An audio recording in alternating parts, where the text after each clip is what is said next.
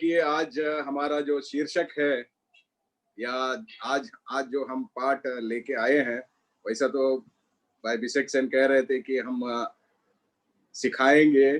मैंने शुरुआत में ही कहा था कि हमारा सिखाने वाला महागुरु प्रभु यीशु मसीह है। उसके बाद हमें सिखाने वाला प्रभु का वचन है। हम तो केवल मनुष्य मात्र है, हम हमेशा सीखते हैं। मैं तो अभी भी सीखता हूँ, हर रोज सीखते हैं। तो होने दे कि आपके साथ साथ मैं भी परमेश्वर का वचन को हम सीखे। तो आज जिस किताब को हमने चुना है, ये योना का किताब है। इसको बखूबी हम बचपन से जानते आ रहे हैं, सुनते आ रहे हैं, पढ़ते आ रहे हैं, और कई लोगों ने इसका अपने अपने तरीके से वर्णन भी किया है। तो आज हम भी प्रभु की सहायता से, पवित्र आत्मा की सहायता से कोशिश करेंगे कि वो जैसा चलाए वैसा उनके वचनों को हम जान सके। ये जो अध्ययन होगा ये एक एक्सपोजिटरी होगा, वर्णनात्मक होगा। इसमें कोई थियोलॉजी नहीं होगा, ये केवल और केवल एक्सपोजिटरी स्टडी होगा। तो इसमें देखते हैं, अगर हो सकता है कि मेरे से कुछ गलतियां हो जाए तो आप लोग मुझे बता दीजिएगा, ताकि मैं भी उनको सुधार के मैं भी कुछ सीख पाऊं। और ये योना का जो किताब है, आज के दिन हम केवल इसका परिचय मात्र हम देखेंगे। आने वाले दिनों में इसका हर एक अध्याय से हम इसमें अध्ययन करते जाएंगे। और ये योना का जो किताब है, ये एक खास मायने रखने वाला किताब है। बहुत ही special, unique book this the book of Jonah can be called.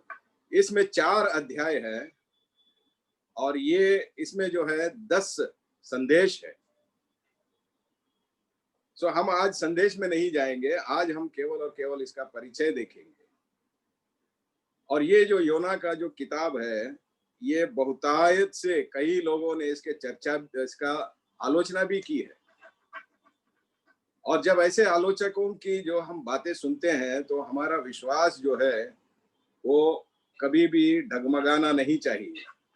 हालांकि कुछ आलोचकों का जो आलोचनाएं जो है इस अध्याय को लेके बड़े फनी तरीके से होते हैं, यानी बड़े हास्यास्पद तरीके से होते हैं।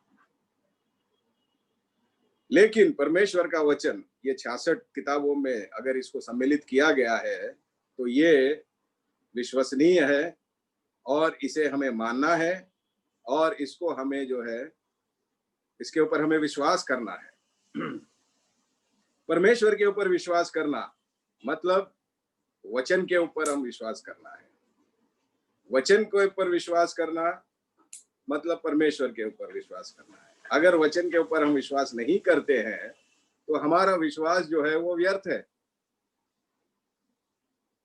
और ये हमारा विरोधी शैतान जो है हमेशा हमें किसी न किसी उलझन में, संकट में, या हमारे सोच को कि कहीं ना कहीं भटकाने का कोशिश करते रहता है, गलत गलत सीखों के वजह से, गलत गलत वर्णनों के वजह से। और योना का जो किताब है, ये सही किताब है। वो वास्तविकता में घटी हुई घटनाओं को दर्शाने वाला किताब है। ये कोई मनगढ़ंत कहानी नहीं है, या नहीं तो कोई रात में सपना देख लिया और सुबह उठ के लिख दिया, ये वैसा भी नहीं है। और इसमें ये चरित्रात्मक किताब है, इसको हमें ग्रहण करना ही चाहिए। कोई तो किसी ने लिखा है जो विश्वासी नहीं है, वो ऐसे ही ये किताब पढ़ के उसने लिख दिया है कि योना जो है ये एक क्या बोलते हैं, सर्प का पुत्र है, यानी he is a son of a serpent. इसको हम कैसे मान ले? नहीं मान सकते। और किसी ने ये भी लिखा है कि योना ने जो है ये किताब एक सपना देखा है। वो जहाज में, यानी कश्ती में या नाव में, उन दिनों में जिस नाव में वो प्रवास कर रहा था, उसमें वो सोता रहा, सोते हुए उसने सपना देखा है। तो ये वो कहानी है। कुछ लोग कहते हैं योना जो है वो किसी तरह इस तरीके से बताने की कोशिश करते हैं योना सच है, लेकिन वो क्या हुआ, सो गया था और समुद्र में गिर गया,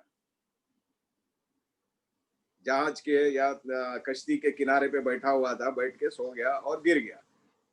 और कुछ ये लिखते हैं कि भाई जब कश्ती टूट गई थी, when the ship was wrecked, तो ये गिर गया और वो गिर के एक और जहाज में जा गिरा जो मछली के आकार में था।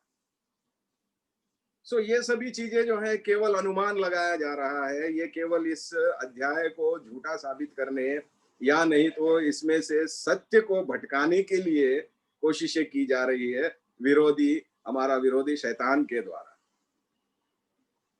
और एक और सिद्धांत ये भी आया था कि योना जो है उसको फेंक दिया गया और एक मछली ने उसे क्या बोलते हैं, निगल लिया। और ये कुछ हद तक सही है, लेकिन वो कहते क्या है कि योना जो है मछली वो उसे फेंका गया और वो मछली के द्वारा निगला गया, लेकिन ऐसा नहीं है। He was thrown out of the ship, taken into the belly of the ship, taken into the belly of the fish. उसे जहाज में से या कश्ती में से फेंका गया, लेकिन उसे जो है वो मछली के पेट में उसे ग्रहण किया गया। ये सत्य है। और एक और सिद्धांत ये भी कहा जाता है कि योना को फेंका गया, वो एक मृत मरा हुआ मछली के पेट में चला गया और 3 दिन के बाद वो मछली जो है, क्योंकि मरा हुआ है, हल्का होता है, से किनारे पे आ जाता है, तो किनारे पे आने के बाद वो बाहर आ गया। ऐसा नहीं है, ये ऐसा है मृत योना जीवित मछली के पेट में चला गया, 3 दिन के बाद वो मृत योना पुनर्जीवित हुआ। अगर वचन को अगर हम सच्चे देखें, सही तरीके से अगर हम देखते हैं तो एक तो ये सिद्धांत है। तो ये सब चीजें जब हम पढ़ेंगे, ये सब चीजें जब हम जानेंगे आगे चल के, तो सच्चाई क्या है हमें पता चलता है। लेकिन कोई भी अहरा गहरा कुछ भी लिख दे और उसको हम मान ले, हमारा विश्वास को ठेस पहुंचने वाली बात है। जो सच है वो सत्य है, जो वचन में लिखा है उसका कोई दूसरा राय नहीं है, दूसरा कोई विकल्प नहीं है। जो वचन में लिखा है उसे हमें ग्रहण करना है। जो अनवाइज होते हैं, जो अविवेक लोग होते हैं, ये कुछ ना कुछ बातें लिख कर ये करते हैं। इसका सत्य, ये योना का किताब का सत्य जो है, प्रभु यीशु मसीह खुद उल्लेख करते हैं मत्ती रचित सुसमाचार 12वां अध्याय 29 और 40वें वचन में। प्रभु यीशु मसीह खुद कहते हैं, वो अपने मृत्यु को सूचित करते हुए योना का उल्लेख करते हैं। यानी योना का एक बहुत बड़ा संदेश हमें बताया जाता है। अभी हम योना के किताब के बारे में थोड़ा सा ज्योग्राफिया को जानते हैं या थोड़ा सा इसका हिस्ट्री जानते हैं। ये किताब जो है, योना का किताब जो है, ये निनवे प्रांत को लेकर, निनवे प्रांत को केंद्रित करते हुए लिखा गया है। निनवे प्रांत जो है उत्तर पूर्व इजराइल में, इजराइल से उत्तर पूर्व प्रांत में बसा हुआ है, और तरशीश जो है वो पश्चिम प्रांत में बसा हुआ है। हम देखते हैं कि और योना जो है, जब प्रभु यीशु मसीह योना को, प्रभु परमेश्वर योना को कहते हैं कि उस चुने हुए जगह पे जाने के लिए, और उसको निनवे जाने के लिए कहा जाता है, तो योना क्या करता है कि अपना मार्ग बदल लेता है, पूरे तरीके से पश्चिमी तरफ जाता है। यानी प्रभु परमेश्वर उसे कहता है कि दाहिने ओर जा, तो वो पूरा पलट के बाएं ओर जाने के लिए करता है। तो इसका मतलब ये है कि the prophet he has turn down the divine assignment which was given to him. यानी एक दैविक काम उसे जो दिया गया था, ये भविष्यद्वक्ता कहलाने वाला योना उसको टुकरा देता है, नकार देता है, और ठीक उलट प्रभु के आदेश के, प्रभु परमेश्वर के आदेश के ठीक उलट वो उत्तर पूर्व की तरफ चल पड़ता है। और एक सच्चा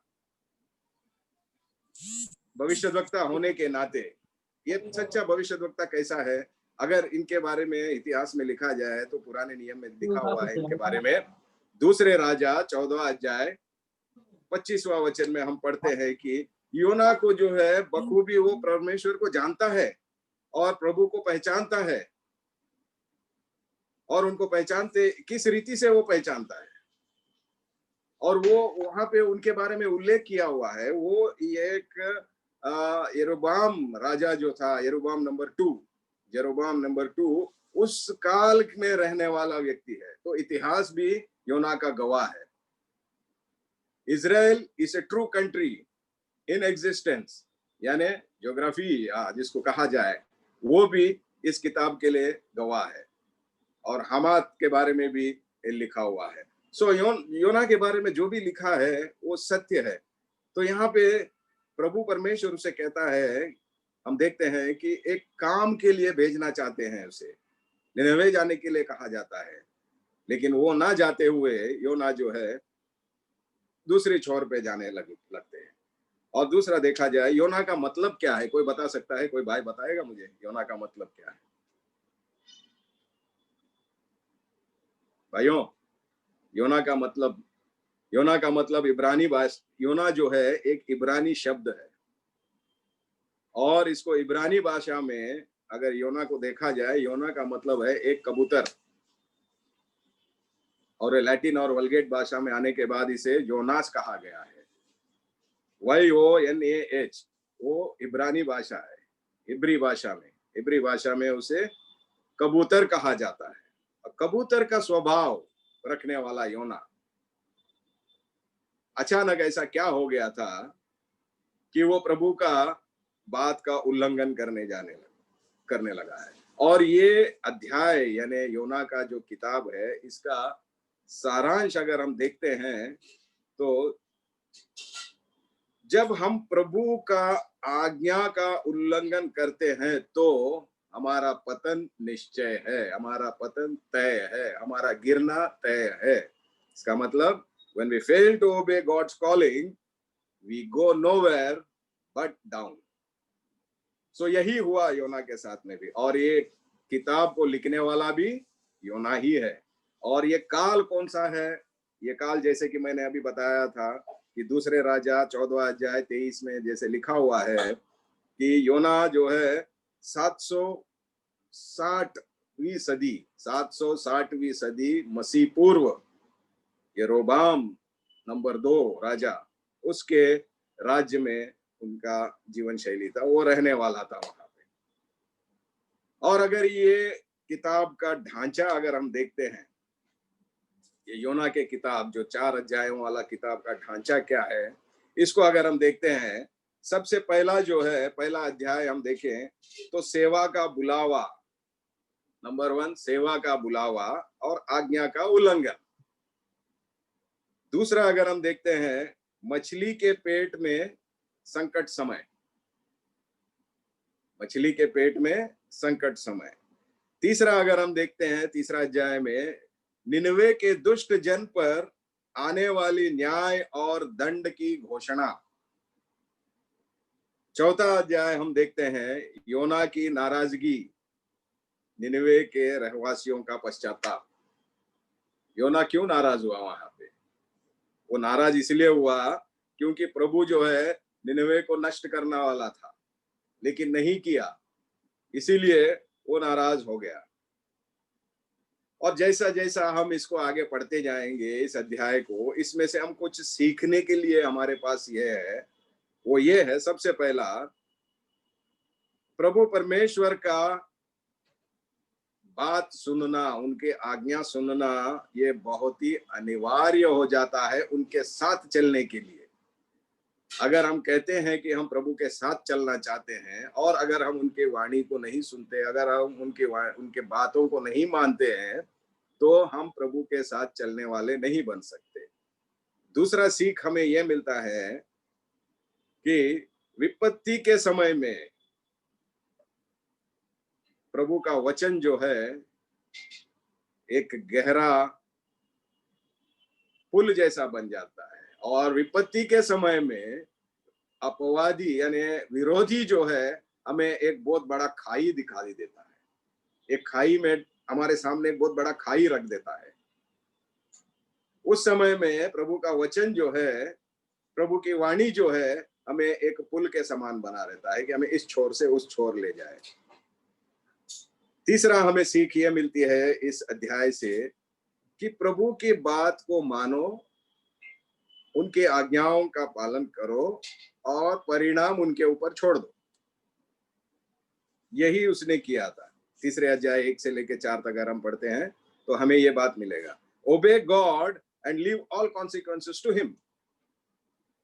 उसके बाद हम देखते हैं चौथा, आज्ञा मानना जो है, एक तो हम परमेश्वर की बात को मान के जितने भी हालात है उनके ऊपर अगर हम छोड़ देते हैं तो परिणाम उन्हीं से हमको मिलता है। दूसरा चौथा हम देखते हैं कि आज्ञा जो मानना है वो हमेशा उसका फल जो होता है वो बहुतायत का आशीष होता है, यानी आशीर्वाद आता है, आशीषें हमें लौटाते हैं।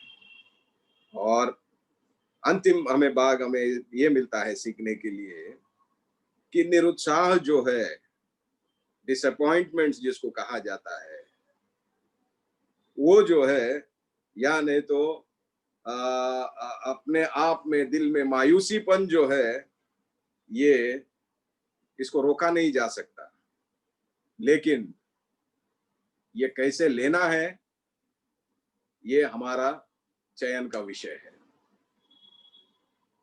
वहां पे योना ने भी डिसअपॉइंटमेंट्स को, डिस्करेजमेंट को किस तरीके से लिया, ये सब हम आगे जाके देखेंगे। सो योना के बारे में जो कुछ भी लिखा गया है वो सब सच है, इसमें कोई संदेह नहीं है। किसी को भी किसी भी रीति का उलझन में पड़ने की कोई जरूरत नहीं है। इसीलिए यह संदेहास्पद या उलझन वाला किताब बिल्कुल नहीं है। योना के जीवन में जो घटी है वही घटनाएं प्रभु परमेश्वर ने पवित्र आत्मा के द्वारा योना से ही लिखवाया और योना से ही इसमें क्रमबद्ध करवा के रखा है। अब हम देखते हैं योना के और एक और विषय है इसके ठीक पहला वाला किताब जो है ओबद्याह का। ये भी छोटा सा किताब है, भविष्यद्वक्ता, छोटा भविष्यद्वक्ता लिखा है। सो ओबद्याह जो है, ओबद्याह का नाम पुराने नियम में हम नहीं देख पाते। ओबद्याह के बारे में पुराने नियम में हम नहीं देख पाते, लेकिन योना के बारे में हम जो है नए नियम में, सॉरी, ओबद्याह के बारे में हम नए नियम में नहीं देख पाते, लेकिन वही योना के बारे में जो है नए नियम में हम प्रभु यीशु मसीह के द्वारा हम देखते हैं। आइए हम पढ़ते हैं लूका रचित सुसमाचार। कोई भाई पढ़े लूका रचित सुसमाचार 11वां अध्याय 30वां वचन पढ़े।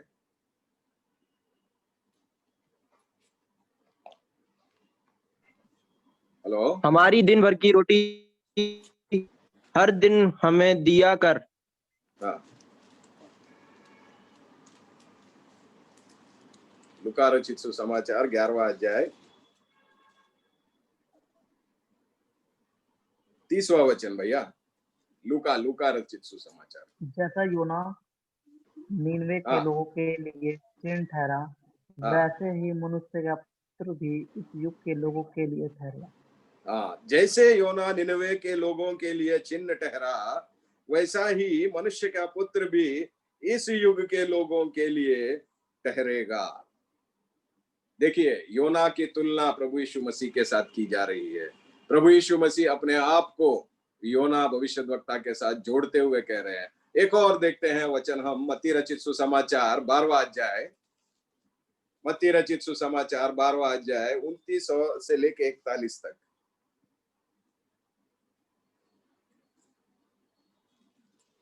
Matthew 12:39-41।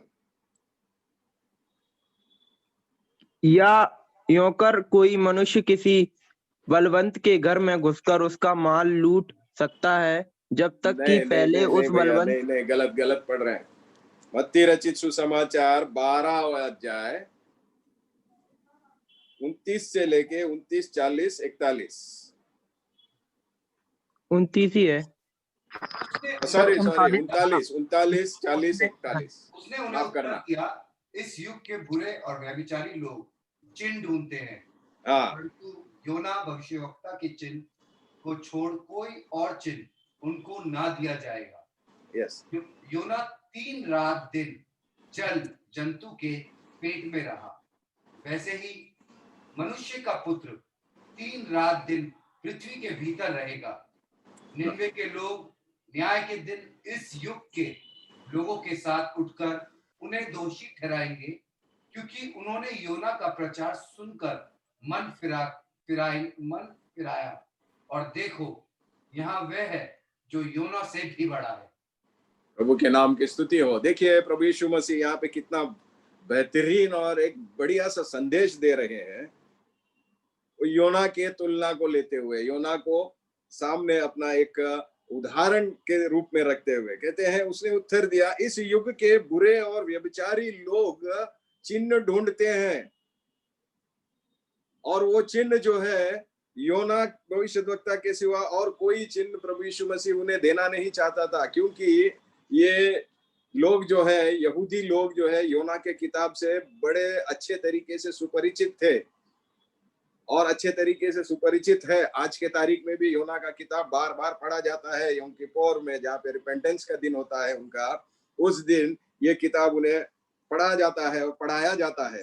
तो यहाँ पे हम देखते हैं योना की अहमियत देखिए। योना छोटे भविष्यद्वक्ताओं में नहीं है वो, अगर ऐसा देखा जाए तो योना जो है बड़े भविष्यद्वक्ताओं में इनको माना जाएगा, क्योंकि प्रभु यीशु मसीह खुद योना को अपने से ताल्लुक लगाते हैं, अपने आप से जोड़ के बता रहे हैं।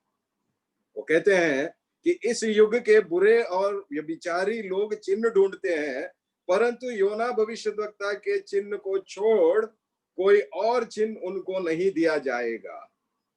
नंबर 1 ये है कि यहाँ के आज के युग में भी लोग जो है चिन्हों को ढूंढते हैं, साइंस को ढूंढते हैं, और कुछ लोग तो कुछ हद तक जाके साइंस खुद ही बताने शुरू हो जाते हैं। अभी हाल ही में फेसबुक में एक भाई का ये आ रहा है, क्या पोस्ट आ रहा है, भाई रंजीत भी अच्छे तरीके से जानते हैं, उन्होंने तो डेट भी दे दिया प्रभु यीशु मसीह आने का। तो प्रभु यीशु मसीह खुद जब कहते हैं कि मेरा जो आना है वो मेरे और पिता के सिवा किसी और को कोई और नहीं जान सकता, तो हम मनुष्य मात्र, हम कौन होते हैं।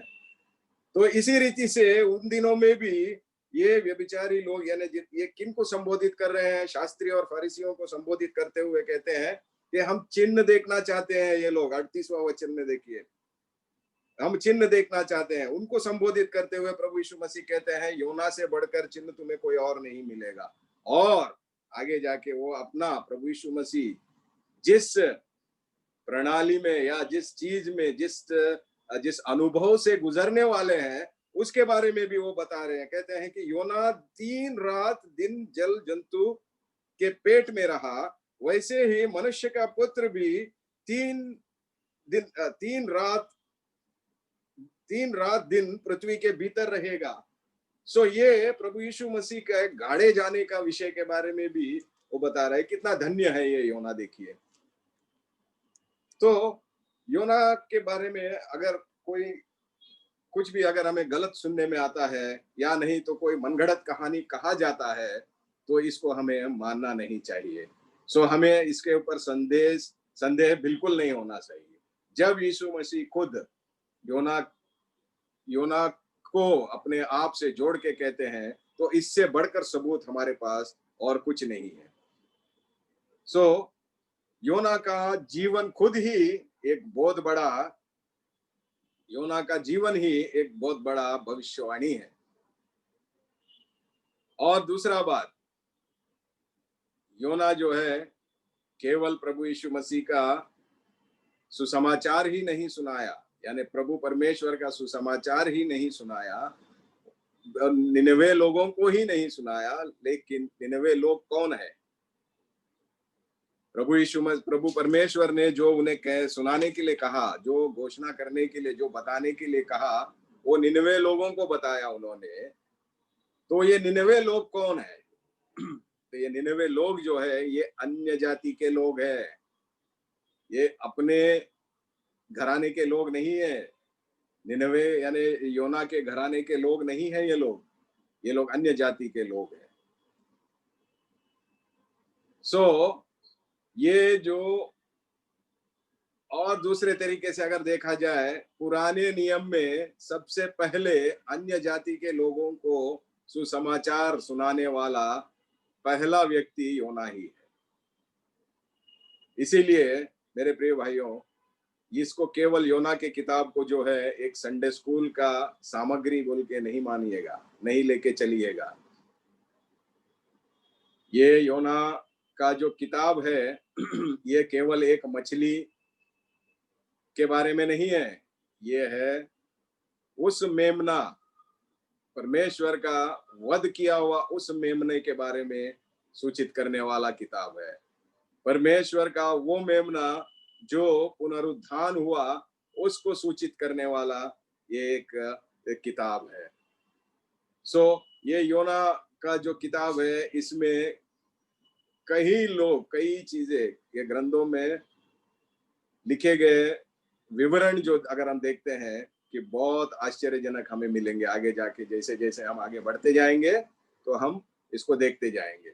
सो यहाँ पे कहने का मतलब ये है कि योना के इसमें एक और बात हमें पता चलता है कि प्रभु परमेश्वर के लिए कुछ भी असंभव नहीं है। भजन संहिता 141 5 और 6 देखिए क्या लिखा हुआ है। भजन संहिता 141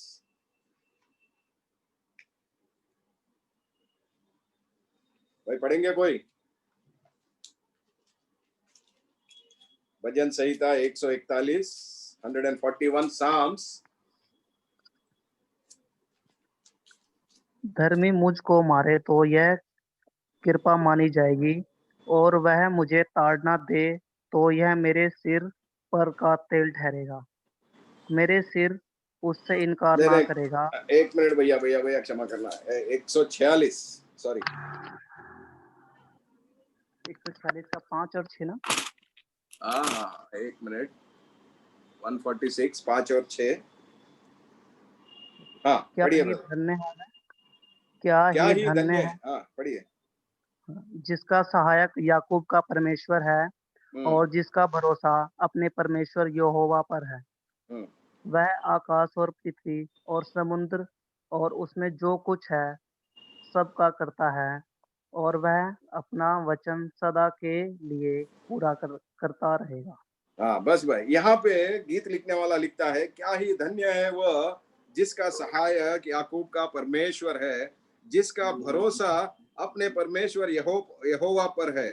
वह आकाश और पृथ्वी और समुद्र और उनमें जो कुछ है सबका करता है, और वह अपना वचन सदा के लिए पूरा करता है। तो कहने का मतलब ये है कि योना के जो किताब में लिखी गई है, जितने भी असंभव चीजें जो हमें असंभव लगते हैं, ये प्रभु परमेश्वर के लिए असंभव नहीं है। जिस परमेश्वर ने, जो रचयिता ने आकाश पृथ्वी और समुद्र को रचा है, क्या वो एक मछली को आदेश नहीं देगा कि ये फलाना समय में योना मेरा पुत्र, मेरा बेटा, मेरा चहेता, मेरा प्रिय भविष्यद्वक्ता तेरे पास आने वाला है, तू अपना मुंह खुला रख? ये उसको आदेश नहीं देगा? देगा। और उसने ये भी कहा होगा कि जब तक योना तेरे अंदर है, तेरे पाचन द्रव जितने भी होते हैं उनको रोक के रखना, उनको रोक दिया होगा ताकि योना जो है ना पिघले। सो यहाँ पे देखा जाएगा तो ये योना के किताब में हम देखते हैं, ये असंभव, सबसे पहला असंभव चीज ये है कि एक मनुष्य जो है मछली के पेट में चला जाता है, 3 दिन तक जीवित रहता है। ये असंभव चीज आपके लिए और मेरे लिए है, लेकिन प्रभु परमेश्वर के लिए वो कतई असंभव नहीं है, क्योंकि असंभव को संभव बनाने वाला मेरा और आपका परमेश्वर है। और दूसरा देखते हैं कि वही परमेश्वर जो है उस मछली को आदेश दिए हैं। और दूसरा हम देखते हैं कि ये कहानी जो है, ये जो ग्रंथ जो लिखा हुआ है, योना की जो घटी घटनाएं हैं, ये मछली हो गया या दूसरा अपना समुंदर हो गया, वो समुंदर में जो समुंदर की जो तूफान आया था वो, और जहाज के लोग, ये सारे जो है ये केवल और केवल एक पृष्ठभूमि है। They are only the background, they are only the background materials. तो यहाँ पे दो चीजें हम ध्यान देना है। ये ग्रंथ में जो है, ये किताब में दो ही चीजों के बारे में हमें मायने रखने वाली बातें हैं जिसको हमें ध्यान देना है। नंबर 1 वो है यहोवा, प्रभु परमेश्वर। दूसरा जो है योना। ये दोनों ही चीजों के बारे में हमें देखना है। और ये घटना जो घटी है, ये मसीह के पूर्व 760 वर्ष से लेके 800 वर्षों के बीच में घटी हुई घटना है। और ये निनवे प्रांत जो है, निनवे शहर जो है, निम्रोद के द्वारा इसका निर्माण किया गया है।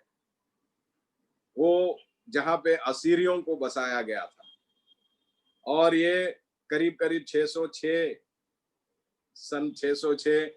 वर्ष प्रभु यीशु मसीह के पूर्व इसका ये जो है पूरी तरह से तबाह भी हो चुका था। सो यहाँ पे हम देखते हैं कि असीरी लोग जो है, ये लोग कुछ अच्छे लोग नहीं थे। आगे हम देखेंगे योना का बर्ताव क्यों बदला हुआ था, जबकि निनवे जाने पड़ा तो तार्शीश की तरफ क्यों गया। ये एक मूल कारण इसका हम देखेंगे, वो क्यों ऐसा पलट के गया उधर। ठीक है, तो यहाँ पे हम देखते हैं कि ये जो योना का किताब में अभी तक हमने जो भी देखा है, ये सब सच्ची घटनाएं हैं, सच हुआ है। और जो हमको और मुझे और आपको जो असंभव लग रहा है, वो प्रभु परमेश्वर के लिए संभव है। दूसरा जो हम देखते हैं कि ये जो प्रचार जो योना को कहा गया था, जो काम जो योना को दिया गया था, वो अन्य जाति यानी असीरियों को, असीरी लोग मामूली लोग नहीं है, बहुत ही क्रूर लोग है।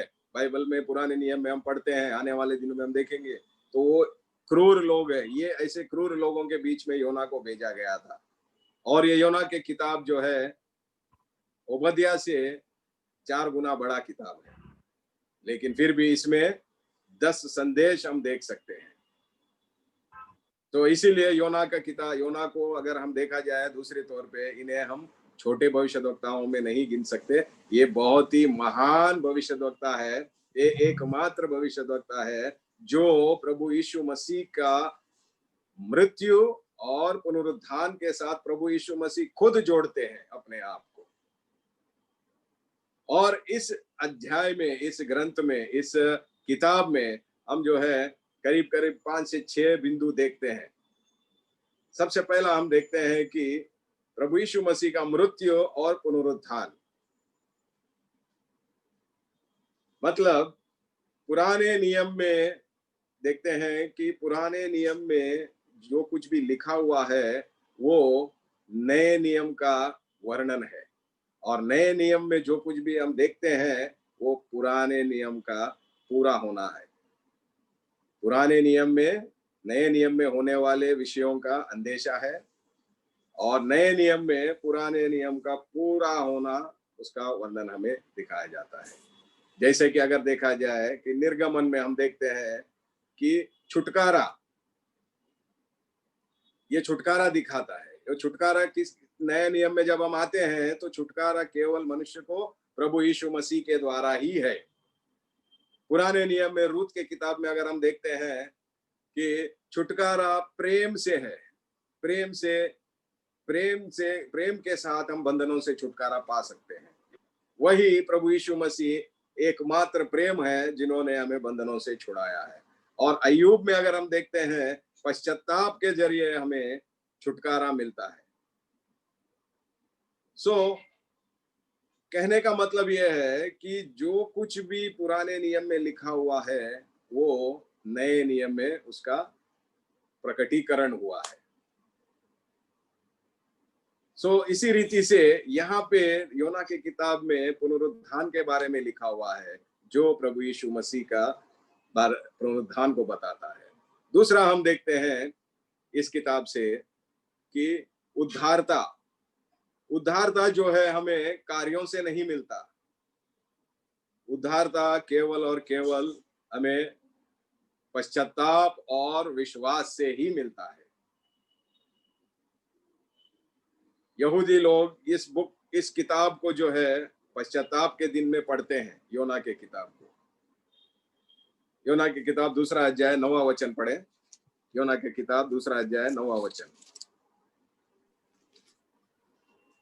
परंतु मैं ऊंचे शब्द से धन्यवाद करके तुझे भाई आपका आवाज बलि बहुत ही धीमा आ रहा है। 2 अध्याय। परंतु अब ठीक है। परंतु मैं ऊंचे शब्द से धन्यवाद करके तुझे बलिदान चढ़ाऊंगा। जो मन्नत मैंने मानी उसको पूरी करूंगा। उद्धार यहोवा ही से होता है। हाँ, परंतु ऊंचे शब्द से धन्यवाद करके तुझे बलिदान चढ़ाऊंगा। जो मन्नत मैंने मानी है उसको पूरी करूंगा। उद्धार यहोवा से ही होता है।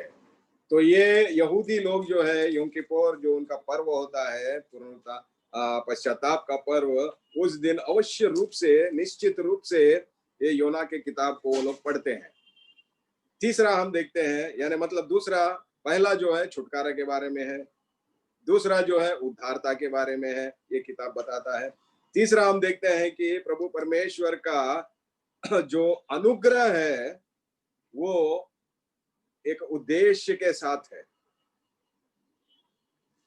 प्रभु परमेश्वर का अनुग्रह जो है एक उद्देश्य के साथ होता है। बिना उद्देश्य का प्रभु परमेश्वर का अनुग्रह किसी के ऊपर आता नहीं है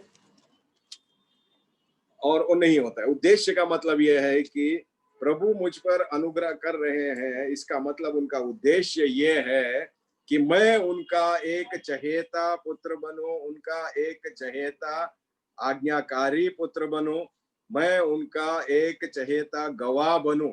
ये उनका उद्देश्य है। अनुग्रह मुफ्त में मिलता है। अनुग्रह के लिए आप और मैंने कुछ भी खर्चा नहीं किया है। उद्धारता के लिए आप और मैंने कुछ भी खर्चा नहीं किया है। लेकिन अनुग्रह जब मिलता है तो हमें उसका जो है, हमें उसका भुगतान दोबारा उन्हें देना चाहिए। तो वही प्रभु चाहते हैं। प्रभु चाहते हैं उनका उद्देश्य पूरा हो आपके और मेरे जीवन में, इसीलिए हम पर वो अनुग्रह पे अनुग्रह, ग्रेस आफ्टर ग्रेस, वो हमें देते रहते हैं। सो योना जो है, योना को निनवे प्रांत में जाने के लिए कहा गया था, लेकिन वो नहीं गया।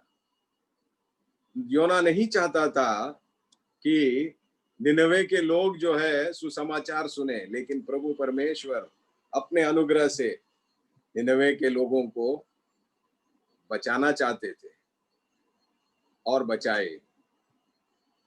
आगे हम देखते हैं, अगर योना नहीं जाता तो प्रभु परमेश्वर का उसका समझौता, उसके समझाइशी क्या थी, उसके बारे में भी हम आने वाले दिनों में देखेंगे। तो इसका कहने का मतलब यह है कि अनुग्रह जो है प्रभु परमेश्वर का एक उद्देश्य के साथ होता है। तीसरा, चौथा जो होता है, प्रभु परमेश्वर कभी भी अपने कम विश्वास के चलते हमें नकारेंगे नहीं। ये मुख्य अंश है, मुख्य विषय है हर एक विश्वासी के लिए आज के तारीख में। प्रभु परमेश्वर हमारे कम विश्वास के चलते हमें कभी भी टुकराएंगे नहीं, नकारेंगे नहीं। अगर इसको अंग्रेजी में कहा जाए तो God never discards us in our lacking of faith. हाँ, वो हमें पूरे तरीके से, जिस तरीके से हम चाहते हैं उस तरीके से हमें इस्तेमाल नहीं करेंगे, लेकिन हमें नकारेंगे नहीं। वो हमें हमारे विश्वास के चलते हमें एक रिजर्व में रखेंगे। अब क्योंकि हम भारतीय हैं, हम क्रिकेट से बड़े अच्छे तरीके से परिचित है, या क्रिकेट या फुटबॉल, कोई भी खेल ले लीजिए, इनसे हम अच्छे तरीके से परिचित है।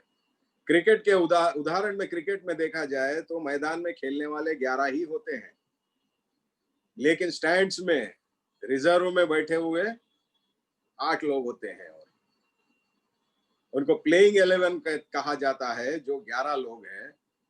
और पूरे 19 को ले देखा जाएगा तो सेलेक्टेड 19 करके कहा जाता है। सो प्रभु परमेश्वर, ऐसा नहीं है कि ये जो बिठाए गए हैं इनको खेल नहीं आता है, लेकिन सेलेक्टर्स के दिमाग में इनका ऊपर जो है थोड़ा सा इनका आकलन थोड़ा कम होता है, इनके ऊपर भरोसा थोड़ा सा कम होता है, लेकिन इनको नकारा नहीं जाता। लेकिन खेलने वाले 11 होते हैं, क्योंकि उनके ऊपर विश्वास, उनके ऊपर जो भरोसा होता है सेलेक्टर्स का, वो ज्यादा होता है। इसी रीति से प्रभु परमेश्वर भी जो है, जब हमें किसी काम के लिए सेलेक्ट करते हैं, तो हम जैसा चाहते हैं वैसा नहीं हमें उपयोग करेंगे। अगर वो नहीं कर रहे हैं तो हमें जांचने का बहुत ही आवश्यक बन जाता है कि भैया मेरा विश्वास का परिमाण जो है हो सकता है कम हो, लेकिन ऐसा विश्वास कम होने से प्रभु जो है कभी हमें नकारेंगे नहीं, हमें और अवसर देते जाएंगे, हमें और समय देते जाएंगे कि वो बैठे हुए 8 में से उठ के मैदान में आए।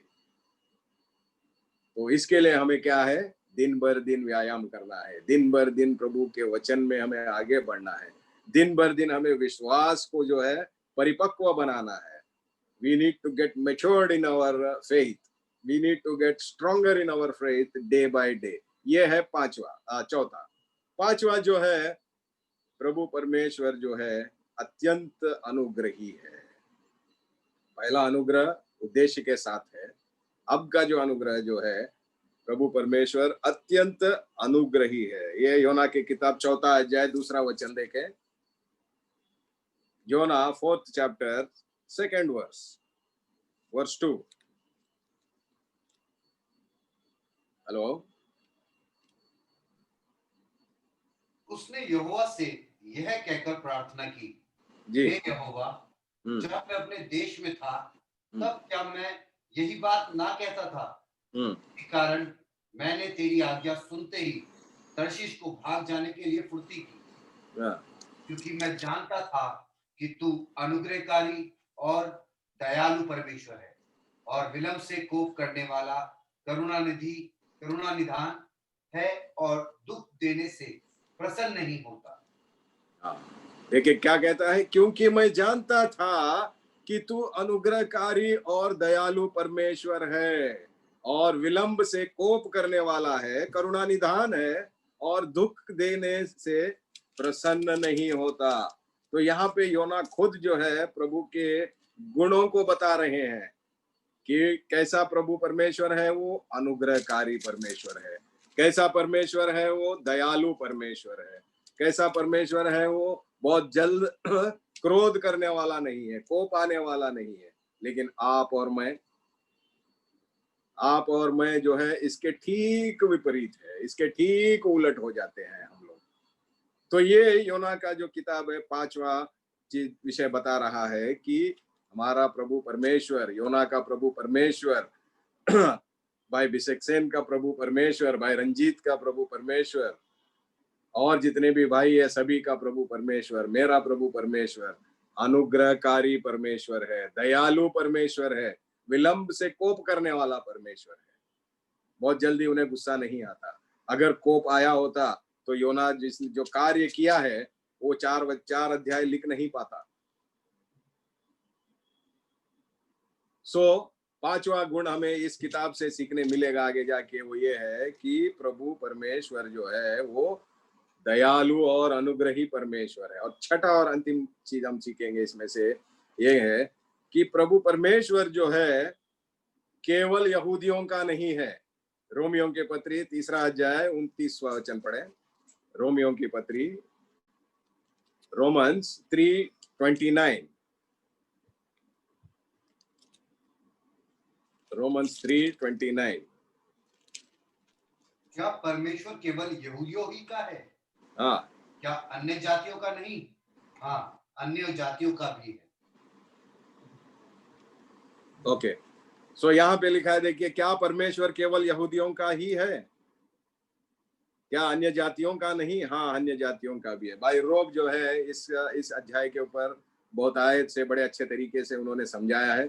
इसके ऊपर मैं और भी कुछ टिप्पणी या रोशनी डालने का कोई जरूरत नहीं है, आवश्यकता नहीं है। लेकिन सीधा सीधा हमें ये एक अच्छा संदेश मिलता है, हमारा प्रभु परमेश्वर जो है केवल यहूदियों का नहीं है। अगर वो केवल यहूदियों का होते तो आज हम और आप उस अनुग्रह से वंचित हो गए होते। आप और हम इस माध्यम के जरिए उनके अध्याय को, उनके वचनों का हम अध्ययन नहीं करते। सो प्रभु परमेश्वर जो है वो सभी का परमेश्वर है। He is a God of all, he is God for all, he is God of all और he is God for all, यानी वो सभी के लिए परमेश्वर है और सभी का परमेश्वर है। इसमें कोई दो राय नहीं है, इसमें कोई भी बीच में आके उनका मध्यस्थ केवल प्रभु यीशु मसीह को के सिवाय कोई और मध्यस्थ इनके बीच में नहीं हो सकता। और ये योना का जो किताब है इसमें कुछ समानताएं भी हम देखेंगे। योना और प्रेरित पौलुस, इन दोनों का समानताएं यहाँ पे हम देखते हैं। दोनों ने भी जो है अन्य जाति के लोगों को प्रचार किया, अन्य जाति के लोगों के बीच में प्रचार किया, अन्य जाति के लोगों के लिए वचन सुनाया। दोनों ने जो है ये जहाज का दुर्घटना का अनुभव किया। दोनों ने जो है अपने साथी यात्रा करने वाले, जहाज में यात्रा करने वालों को सुसमाचार सुनाया या उनको शुभ संदेश सुनाया, उनको गवाही बताई और उन्हें बचाया भी है, उन्हें उद्धारता में लाया है। पौल जो है रोम की तरफ गया सेवकाई के लिए, योना जो है निनवे के तरफ गया सेवकाई के लिए। पौल जो है 4 सेवकाई यात्राएं की और योना जो है 4 अध्याय लिखा। सो अब हम देखते हैं कि योना और पौल में ऐसी समानताएं भी हैं। तो योना और पौल में समानताएं हैं। योना को जो है प्रभु यीशु मसीह ने अपने साथ में अपने जीवनी से उन्होंने तुलना किया है। और ये योना का किताब जो है, ये इस किताब को जब हम पढ़ेंगे, जब हम अध्ययन करेंगे, इसको हम हमारे समय पट्टी के साथ में, यानी हमारे जो काल, आज का आधुनिक काल, अभी का जो समय है, इसके साथ में हमें जोड़ के देखना है। इसके साथ जब हम जोड़ के देखेंगे, हमारे इस युग के साथ जब हम जोड़ के देखेंगे, तब हम योना का जो किताब है इसको बड़े अच्छे तरीके से हम समझ सकते हैं। अंत में यूहन्ना रचित सुसमाचार 21वां अध्याय 18वां वचन देखें। यूहन्ना रचित सुसमाचार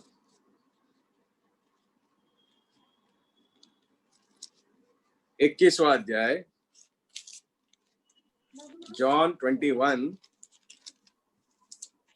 मैं तुझसे 80। सच सच कहता हूँ, हाँ, जब तू जवान था तो अपनी कमर बांधकर जहां चाहता था वहां फिरता था, परंतु जब तू बूढ़ा होगा तो अपने हाथ लंबे करेगा और दूसरा तेरी कमर बांधकर जहां तू ना चाहेगा वहां तुझे ले जाएगा।